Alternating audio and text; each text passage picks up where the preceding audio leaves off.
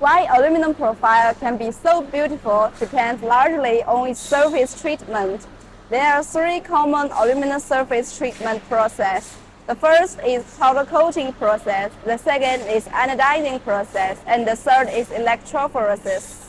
Today I will take you to have a look. To perform anodizing for aluminum profiles, follow these steps in the anodizing workshop. Firstly is preparation. Place the extruded aluminum profiles onto conductive frames and ensure the surfaces are thoroughly cleaned, removing any contaminants or oil stains following the specified pretreatment standards. Next one is anodizing.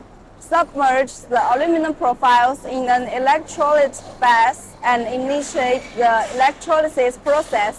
This results in the formation of an aluminum oxide film on the surface of the profiles.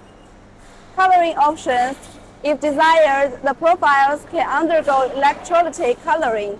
Over time, the color intensity of the profiles can transition from light to dark, achieve the desired coloration. Sealing.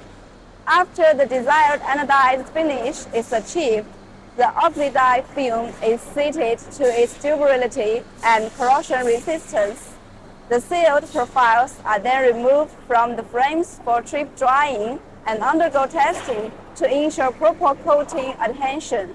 By following these steps, the aluminum profiles undergo anodizing to improve their surface properties and provide various color options, while also enhancing their resistance to corrosion and wear.